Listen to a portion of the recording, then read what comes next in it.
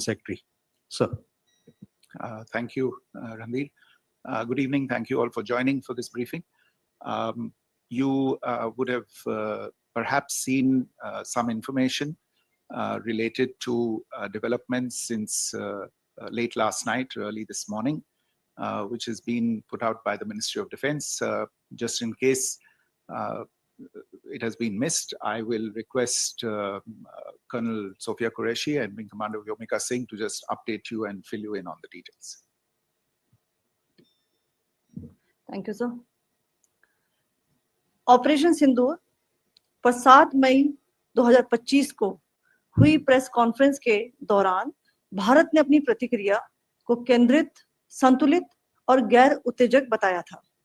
यह विशेष रूप से स्पष्ट किया गया था कि पाकिस्तानी सैन्य ठिकानों को निशाना नहीं बनाया गया। साथ ही दोहराया गया कि भारत में किसी भी सैन्य लक्ष्य पर हमले का उचित जवाब दिया जाएगा।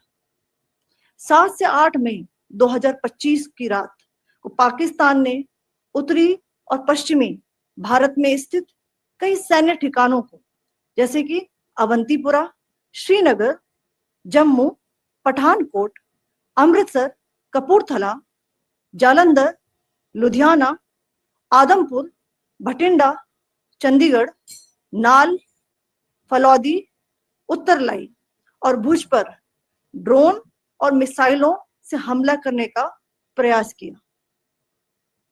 इन हमलों को इंटीग्रेटेड काउंटर यूएस ग्रिड और वायु रक्षा प्रणालियों द्वारा निष्क्रिय कर दिया गया। इन हमलों का मलबा कई स्थानों से बरामद हुआ, जो कि पाकिस्तानी हमलों का प्रमाण है। On the night of 7th May 2025, Pakistan attempted to engage a number of military targets in northern and western India using drones and missiles.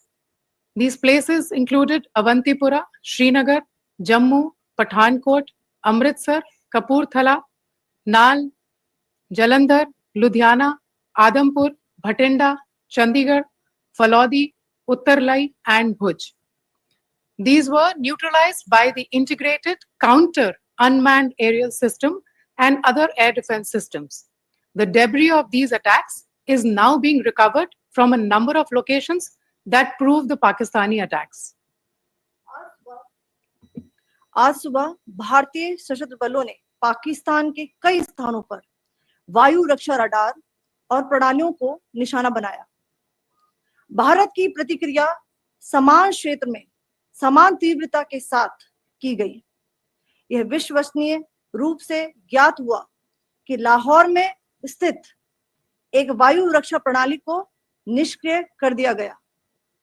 Today morning, Indian Armed Forces targeted air defense radars and systems at a number of locations in Pakistan. Indian response has been in the same domain with the same intensity as Pakistan. It has been reliably learned that an air defense system at Lahore has been neutralized.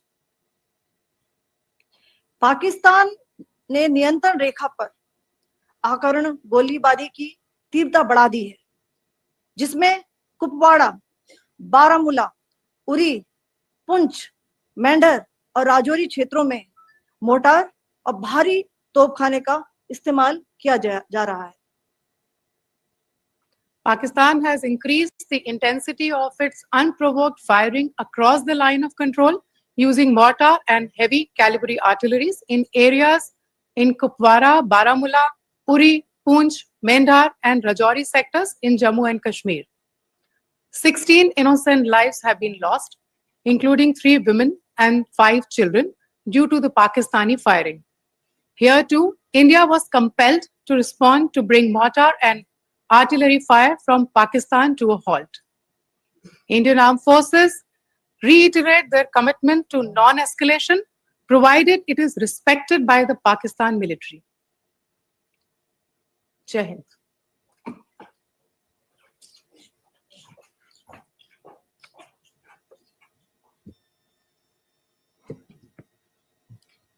Thank you. Friends, this is, as I said, further to the briefing that was provided yesterday and some of the updates that have been just provided by Colonel Qureshi and Wing Commander Singh. I thought that we would just put some of the aspects related to the events that started on 22nd April with the barbaric terror attack in Pahalgam into further context, because there is a certain amount of commentary that has happened with regard to the events since then. And more than the commentary, there has been a lot of disinformation that has been directed at us from across the border. So a few things that I would like you to keep in mind. First of all, there is mention on all sides of escalation. I think the first point that you have to keep in mind is the attack of 22nd April in Pahalgam is the original escalation. ये जो सिलसिला है जो हम देख रहे हैं आज की घटनाओं को लेके, ये 22 अप्रैल के पहलगाम के हमले से शुरू हुआ है. एस्केलेशन वहां पे हुआ है और उस एस्केलेशन का जवाब भारतीय सेना ने, भारतीय फौज ने कल अपने एक्शन से दिया है. Secondly, I want to invite your attention to the involvement of the group calling itself the Resistance Front in these attacks. I pointed this out yesterday that this is a group that is a known front for the well-known Pakistan-based terrorist organization, Lashkar-e-Taiba. The group has been reported earlier. I mentioned to you about the Indian authorities providing information to the UN 1267 Sanctions Monitoring Committee. In fact, we are going to be meeting with the team again very soon, and we will be providing an update to the information that we have provided earlier.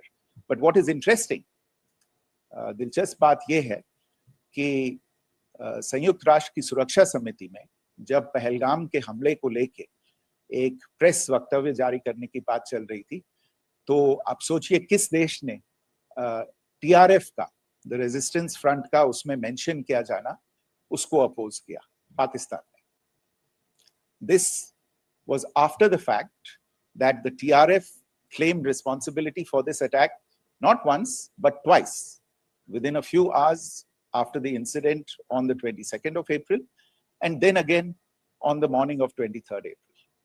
And it is perhaps only after the full gravity of the incident was realized by its masters and handlers across the border that it was managed to back off from this claim.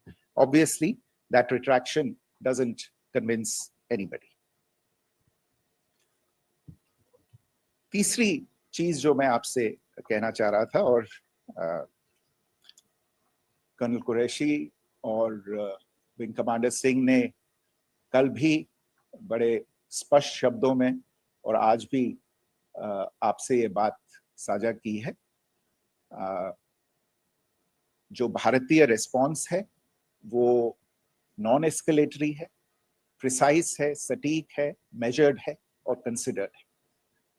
Our intention has not been to escalate matters. We are only responding to the original escalation, as I said, and our response has been targeted, precise, controlled and measured. Only military, no military targets have been selected. Only terrorist infrastructure in Pakistan has been hit. Now, there are, as I said, a number of issues that have been raised in commentaries, and there's a lot of, as I said, unfounded disinformation and fabrication that has come from across the border. And I would just like to use this opportunity to set the record straight on some of these issues. The first of these is Pakistan trying to wash its hands off any and all involvement with terrorism. I think the Pakistani information minister said there are no terrorists in Pakistan. And I think he was challenged on that in the television program that he was appearing on.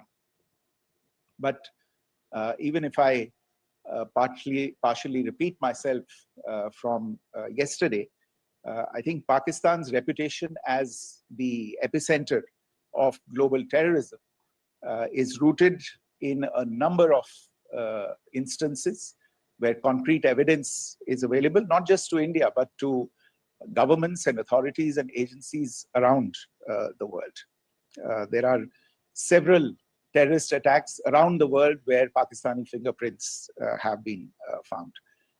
I don't need to belabor the point with regard to this audience about where Osama bin Laden was found and who called him a martyr. Pakistan has also for decades pursued cross-border terrorism into India with impunity. And as I said yesterday also, in order to deliberately mislead the international community, they claimed that the terrorist Sajid Mir was dead. They came under pressure, and Sajid Mir was then brought back to life, arrested, and is now apparently in Pakistani custody. Pakistan is also home to a very large number of UN proscribed as well as UN proscribed terrorists, as well as terrorists proscribed by a number of other governments in the world, including, of course, the Lashkar-e-Taiba and the Jaish-e-Mohammed, as well as their leaders, Masood Azhar and Hafiz Mohammed Saeed. आपने देखा होगा हाल ही में पिछले ही कुछ दिनों में पाकिस्तान के रक्षा मंत्री और उनके पूर्व विदेश मंत्री दोनों ने इस बात को माना है कि पाकिस्तान का ऐसे ग्रुप्स के साथ जो रिश्ता है वो क्या रहा है. Both the defense minister and the former foreign minister of Pakistan, I think they've done a more eloquent job of this than I could ever do in terms of describing their country's implication in international terrorism and their involvement in housing these kinds of groups. दूसरा जो विषय है वो है पाकिस्तान का जो एक दावा है कि एक इंटरनेशनल impartial investigation होना चाहिए, एक joint investigative committee होनी चाहिए. These calls for jointly investigating this heinous and barbaric attack in Pahalgam. Again, I think you know the history well on this. You know the track record well, and it is not a bright track record insofar as Pakistan is concerned.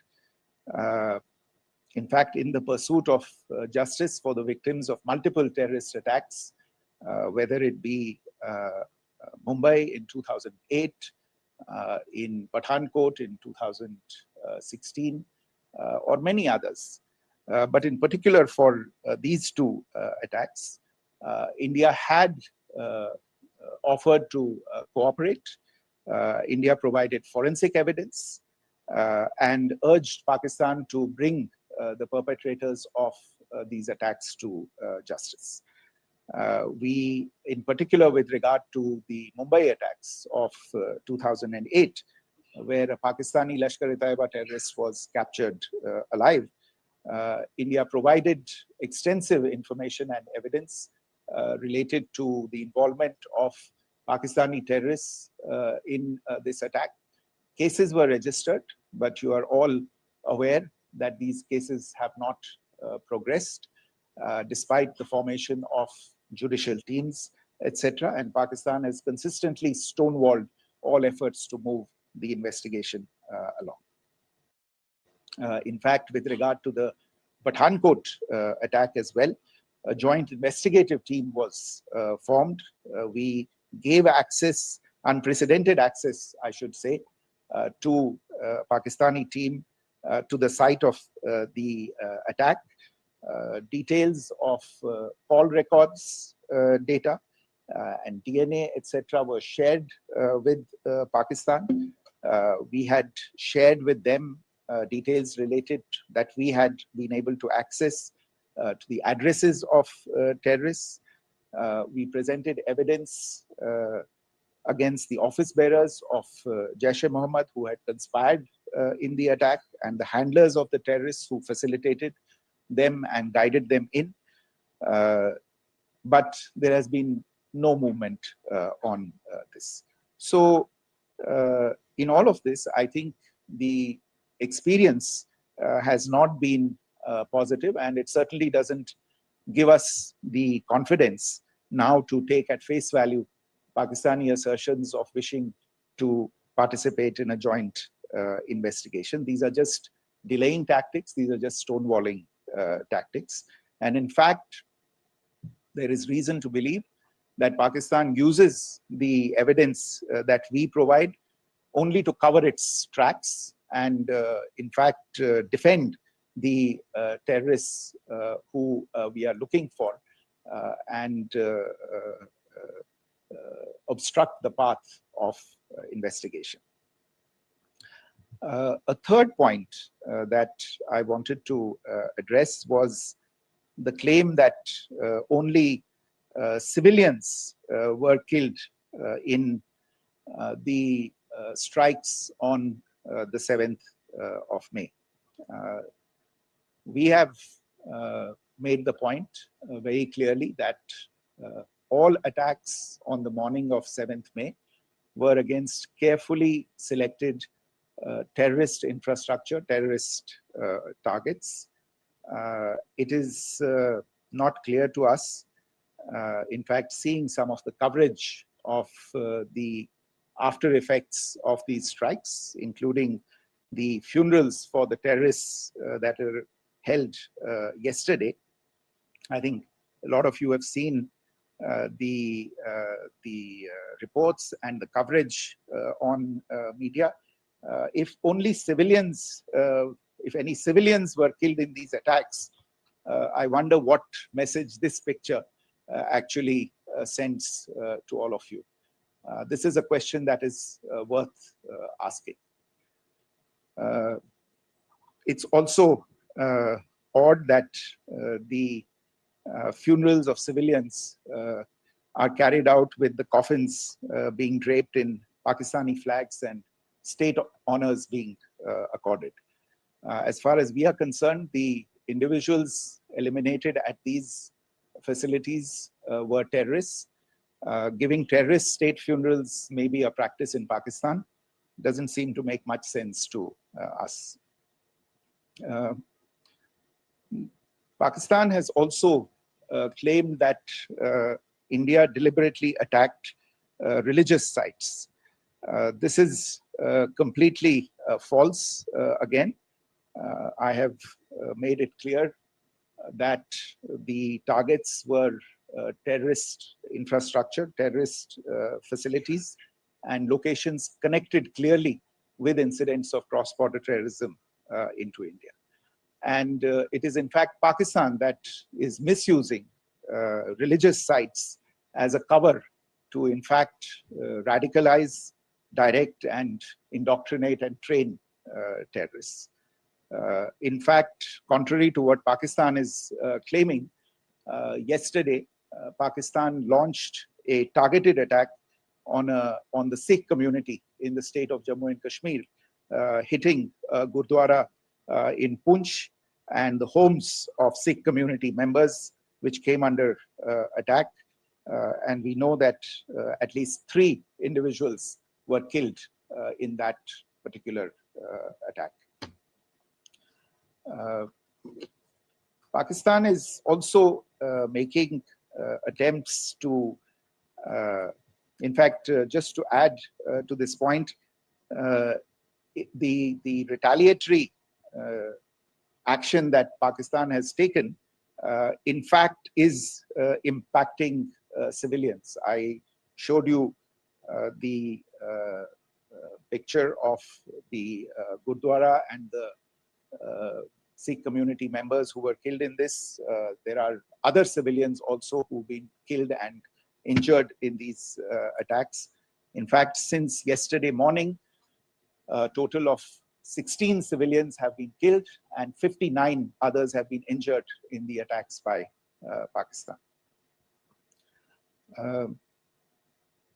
Not only this, Pakistan is also making attempts as part of its disinformation campaign to paint our action with regard to cross-border terrorism through the communal angle.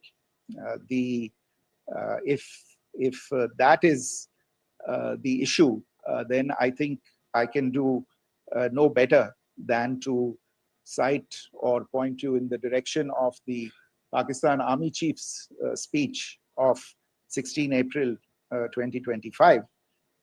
I think that is the last word in communal rhetoric. And in the Pahalgam attack itself, you are aware of the kind of religious profiling that was done there. And perhaps there is a linkage between these two events. I can only say that these nefarious designs will not be allowed to succeed in India. And it is to be noted that people from all faiths, all religions, all regions in India have unequivocally, not just in India, but around the world, have condemned these attacks. The Pakistani claims of now responding to India's strikes of the 7th of May. As I said right at the outset, it is India which is responding. The original escalation was by Pakistan on the 22nd of April. We are the ones who are responding to that escalation with the action that was taken yesterday morning. And again, I would like to emphasize that the action was restrained. It was directed towards non-civilian, non-military targets and confined to terrorist camps. And again, as we have been saying since yesterday, any further action by Pakistan, some of which we are seeing today, is nothing but escalation by Pakistan now, once again, and will be responded to and is being responded to appropriately. One point that I wanted to also address was the allegations to the targeting of a dam, the Neelam Jhelum project in Pakistan-occupied Kashmir. I want to say that this is an absolute and complete fabrication and a blatant lie. India has targeted only and only terrorist infrastructure, and the details of that terrorist infrastructure, together with the locations, were shared with you yesterday by Colonel Qureshi and Wing Commander Singh.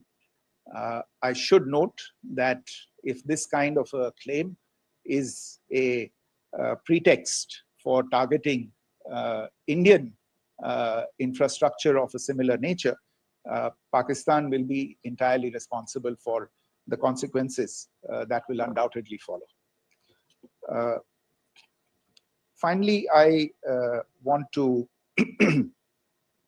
address some issues that have been raised related to the Indus Waters Treaty and the disinformation that has been raised in regard to that as well. The fact is that there have been fundamental changes in the circumstances in which the Indus Waters Treaty was concluded, and they call for a reassessment of the obligations under the treaty.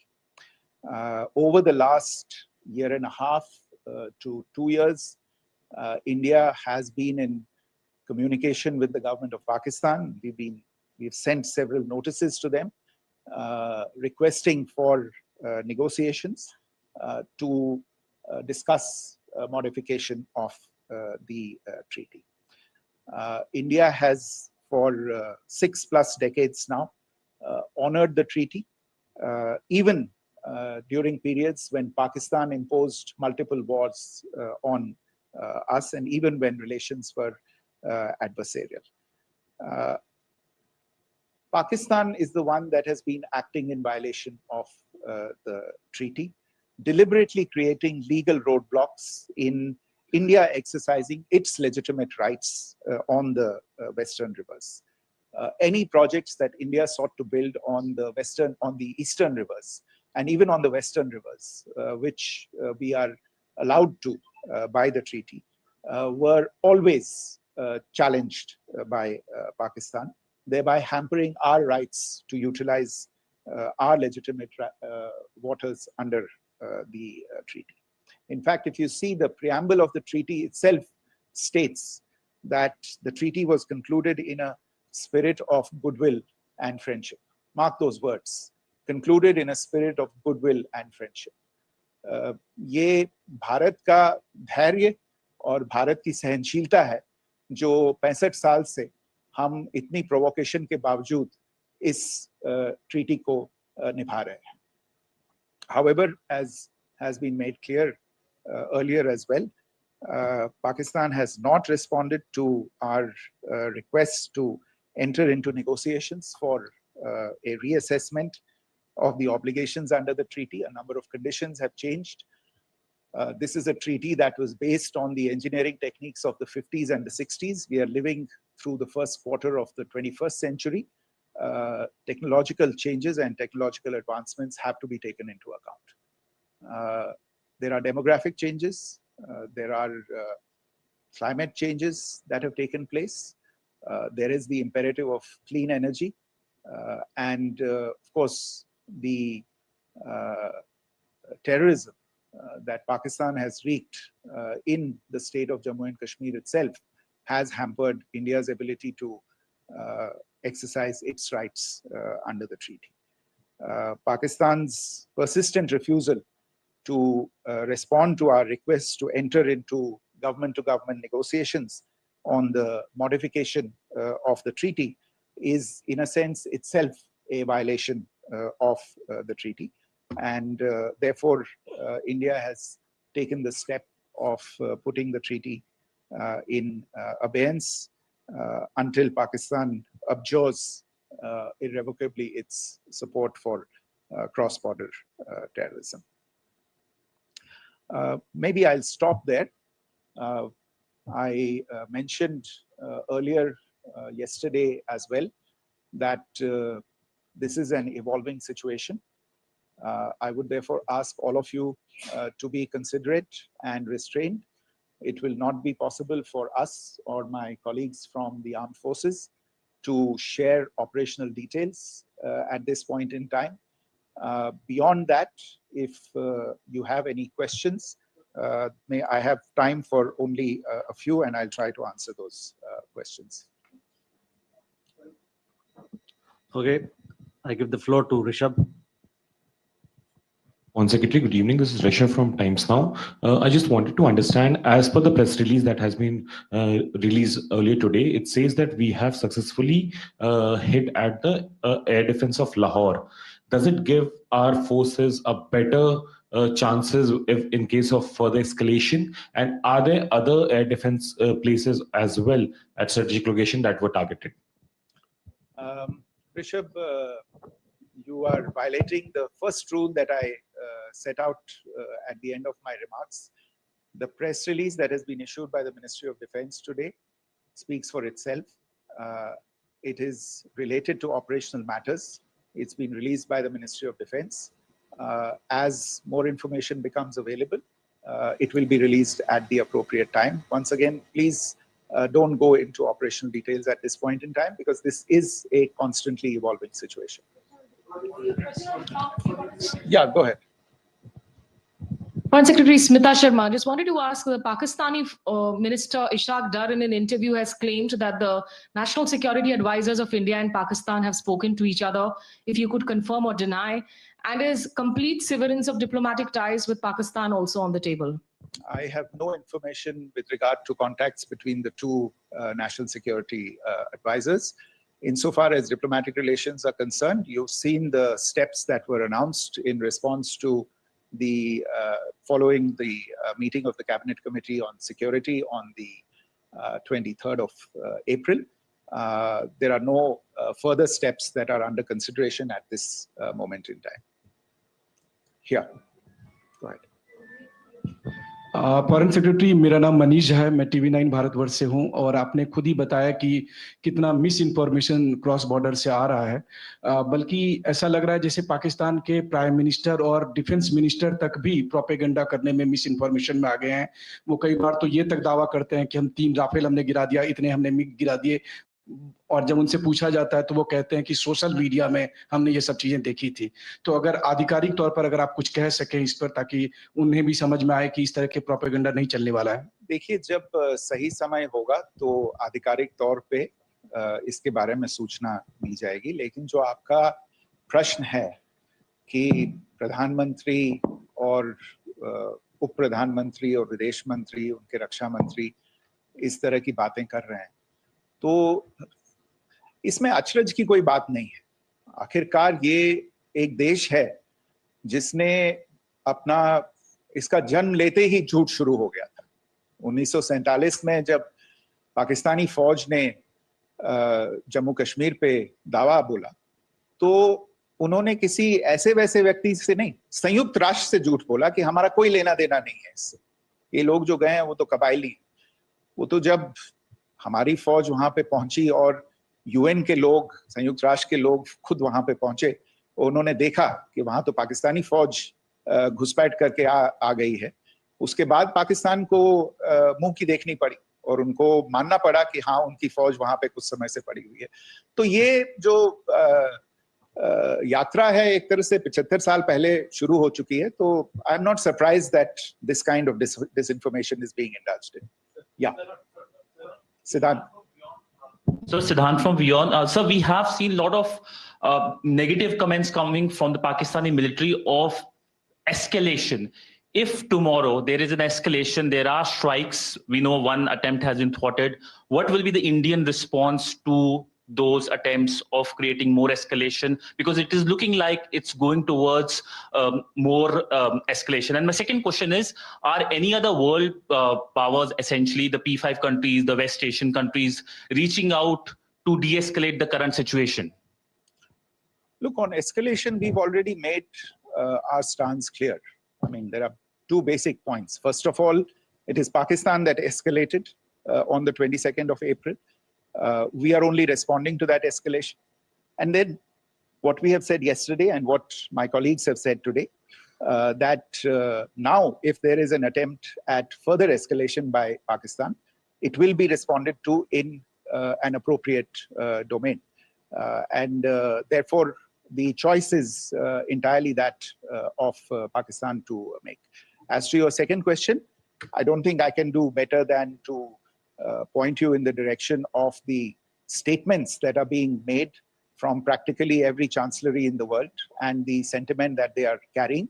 That sentiment essentially, and for the major portion, is support for the government of India in the context of the condemnation of the terrorist attack in Pahalgam on the 22nd of April.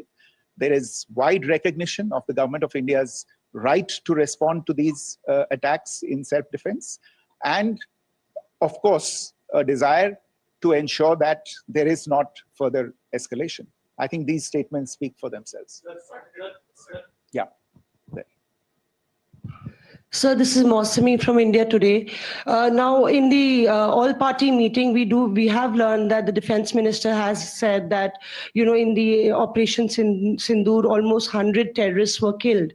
Would we have any details about what is the number like, and also about if there were any big faces, masterminds, terrorist masterminds who were in fact killed? There is also a report that Masood Azhar's family's 10 members have been killed, and Rauf Asghar, who was actually the mastermind of Pulwama, he's also been badly, severely injured.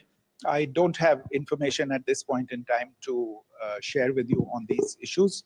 But as I said, I think, there is so much information out there on television, in the news media, in social media, that it sometimes looks like a long time has passed since this. Please understand that slightly over 36 hours only have passed since this operation was undertaken. Let us have some patience. Information will come out. It will be shared in due time. Shruti. Thank you, Foreign Secretary.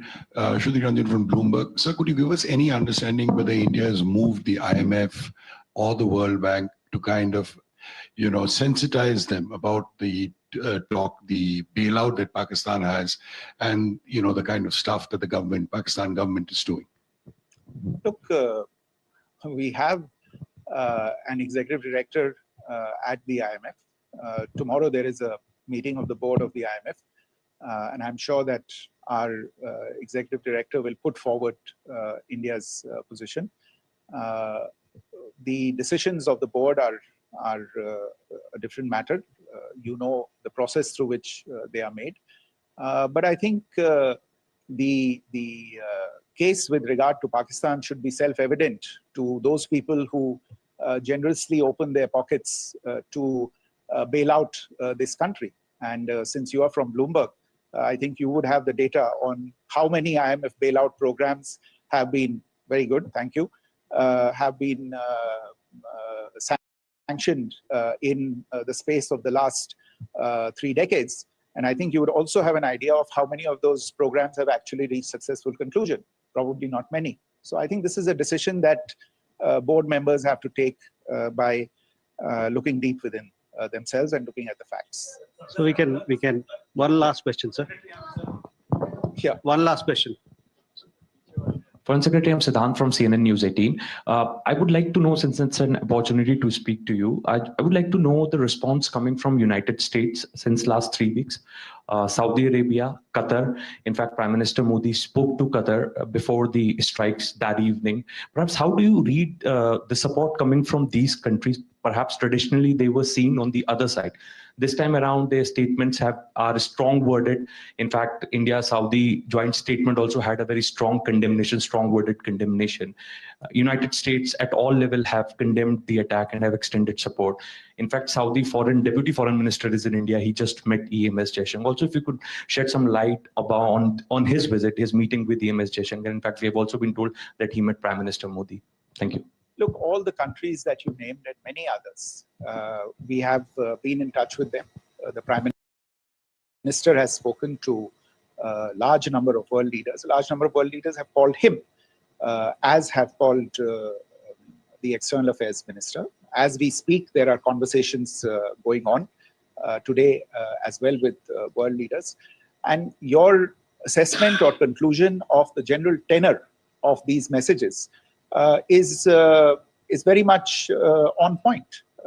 And I think this is a recognition of the fact, firstly, of the barbaric nature, the unprecedented nature and character and features of the attack in Pahalgam, and a recognition of India's right to respond to this. And also a recognition of the fact that in responding, we have been nothing but responsible and have done so in a restrained, in a measured, and in a non-escalatory manner. I think that counts for something. People have taken that into account, and that is what is explaining the kinds of reactions that we are seeing. And we appreciate the sentiments and the statements that have been made by the vast majority of world leaders. Yes, the Saudi Minister of State for Foreign Affairs is in Delhi. He had a meeting with the External Affairs Minister earlier today. I don't have further details at this moment, but if there are details, the ministry will share them at some point with you. Thank you. I think that's all we have time for today. We'll join you again soon. Thank you all. Thank you.